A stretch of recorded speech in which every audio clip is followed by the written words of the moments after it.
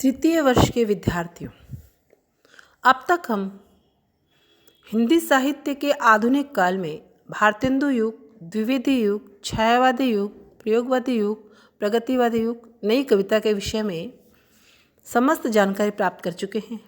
आज हम साठोत्तरी कविता या साठोत्तरी काव्य के विषय में जानकारी प्राप्त करेंगे।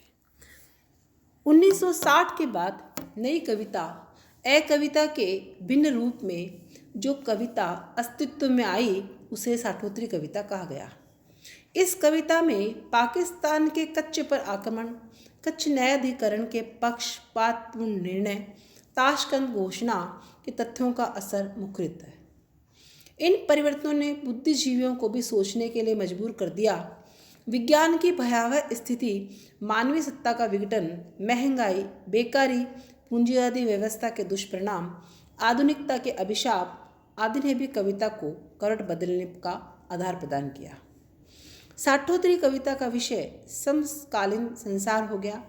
कवियों ने नई कविता से भिन्न प्रकार के आक्रोश का स्वर अपनाया। इनकी वाणी में सपाट बयानी, मोहभंग, विद्रोह के क्षेत्र में भी नया रंग दिखाया।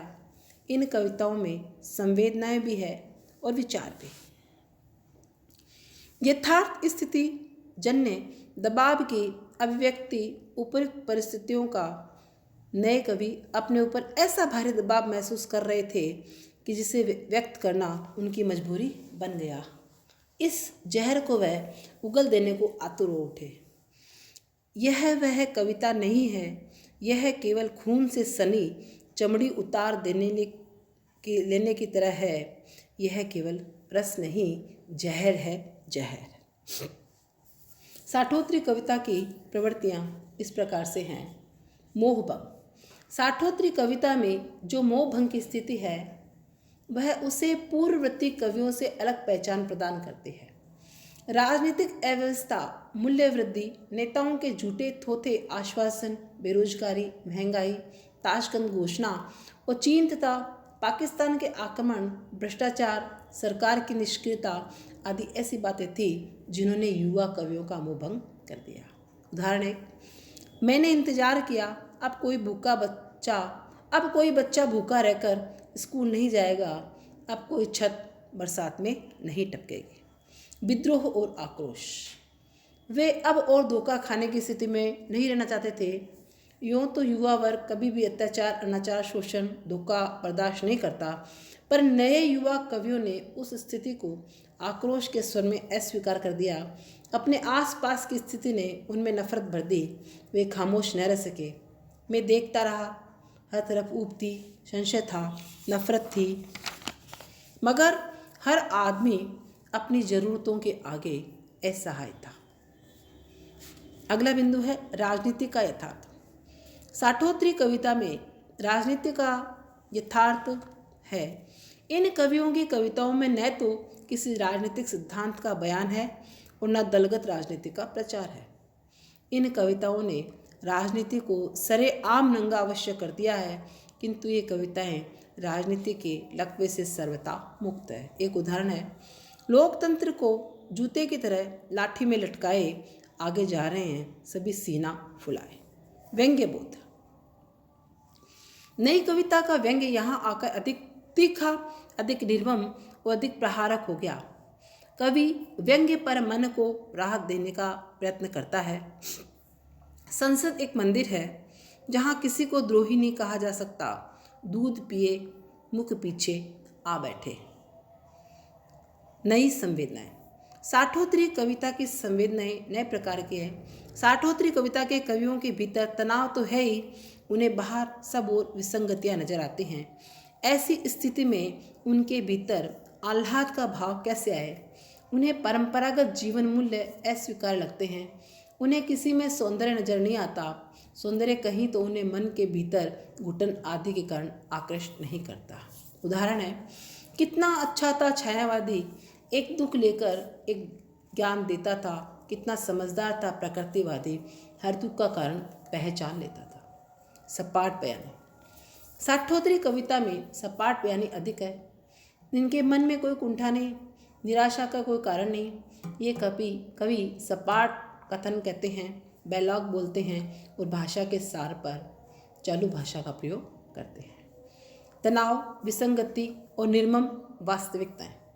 साठोत्तरी कविता में तनाव, त्रास और अनिश्चितता की स्थिति का सामना करते मनुष्य की तस्वीर है। ऐसा आदमी देखता है, महसूस करता है, पर मीन मेघ निकालने का लंबा धीरे साहस नहीं रख पाता।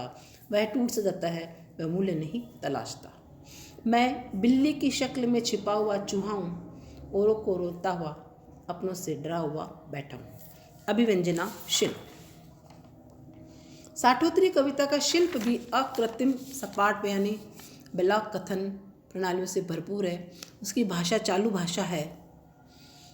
वह गांव से लेकर शहरी भाषा तक के सभी बोलचाल के शब्दों में निर्मित हुई है। सरल से सरल किंतु हल्के फुल्के शब्द इस कविता में आए हैं। मगर खबरदार, मुझे कवि मत कहो, मैं बकता नहीं हूँ कविताएं, इज्जात करता हूँ गाली, फिर उसे बुदबुदाता हूँ। जीवन में विश्वास।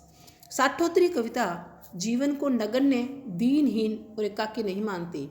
जीवन को व्यक्ति, वर्ग और समाज के संदर्भ में भी जीवन माना गया है। इस दुखी संसार में जितना बने हम सबको लुटा दे, बन सके तो निष्कपट मृदुहास के 2 कण जुटा दे। क्षण का उपयोग। साठोत्तरी कविता क्षण को सत्य मानकर क्षणानुभूति के जीवन की श्रृंखला की कड़ी मानते हैं। क्षणों को सत्य मानने का अर्थ है जीवन की प्रत्येक अनुभूति, प्रत्येक व्यथा, प्रत्येक सुख को सत्य मानकर जीवन की सघनता और चिरंतनता को स्वीकार करना। नई कविता क्षणबोध और उसके उपयोग के सत्य की अनुभूति कराती है। एक क्षण भर और रहने दो मुझे अभिभूत, लंबे सृजना के क्षण कभी भी नहीं हो सकते। विषय वस्तु का वैविध्य। इस कविता में यह प्रवृत्ति प्रगतिवाद और प्रयोगवाद के सामान्य। साठोत्तरी कविता के कवि प्रारंभ में प्रगतिवादी या प्रयोगवादी रहे हैं, अतः यह विषय वस्तु की विविधता को ग्रहण करने की प्रवृत्ति इनके संस्कारों में है। इनमें शोषितों की संवेदनाएं हैं तो शोषकों की स्थिति और मानसिकताएं भी। मुक्ति से संसार यह बंधन, तोड़ दे सीमा सकरी, बुझा बत्ती लाल हरे, चुन तारे कलियां, कंकड़ भी पथ पर बिखरी, उपजीवे तेरा जीवन। सत्यानुभूति। इस कविता में सूक्ष्म अनुभवों को सच्चाई और ईमानदारी के साथ व्यक्त किया गया है। यह अनुभूति चाहे क्षण की हो या समुचे काल की, सामान्य व्यक्ति की हो या विशेष की या निराश की, अनुभूति सच्चाई जीवन और कवि दोनों के लिए आवश्यक है। चेहरे थे, असंख्य आंखें थी, दर्द सभी में था, जीवन का वंश सभी ने जाना था, पर केवल दो मेरे मन में कौंध गई, मैं नहीं जानता किनकी ये आंखें थी। बौद्धिकता और यथार्थ चित्रण। साठोत्तरी कविता में भावना की अपेक्षा बुद्धि को अधिक महत्व दिया गया है। इस बुद्धिवाद से नवीन यथार्थवादी चेतना का विकास होता है। यही ज्ञान यथार्थ जीवन के कटु सत्यों को बोध कराती है। मुक्तिबोध तो नए कवियों में सर्वाधिक बौद्धिक है। जिंदगी के यथार्थ का ये बौद्धिक विश्लेषण। भर दो इस त्वचा को मृतात्मा की सूखी ठाठर में, यह घास पात कूड़ा कबाड़ सब कुछ भर दो। अगला बिंदु है समाज के प्रति दायित्व का निर्वाह। प्रयोगवादी काव्य न व्यक्ति के प्रति न समाज के प्रति उत्तरदायी था। वह प्रेरणाहीन, उत्साहहीन, अंधेरे में भटकाव का काव्य रहा। नई कविता में इस गुण में सुधार हुआ। वो साठोत्तरी कविता अपने सामाजिक उत्तरदायित्वों को पूरा करने में भी पीछे नहीं है।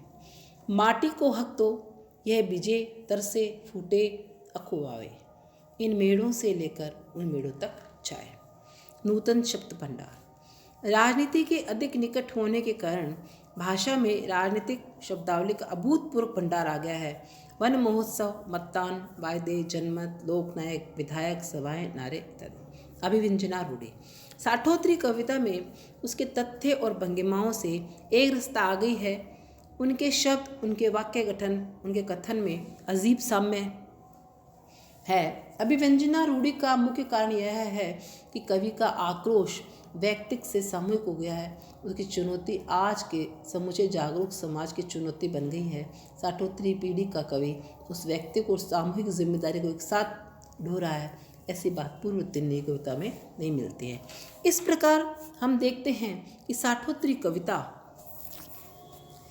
अपने समय की एक 60 के बाद की अपने समय की एक महत्वपूर्ण कविता है, जिन्होंने समाज को अपने में समेट के चले हैं। समाज के अंदर क्या क्या घुटन है, सपाट बयानी है, उसको उन्होंने अपनी भाषा में व्यक्त किया है। धन्यवाद।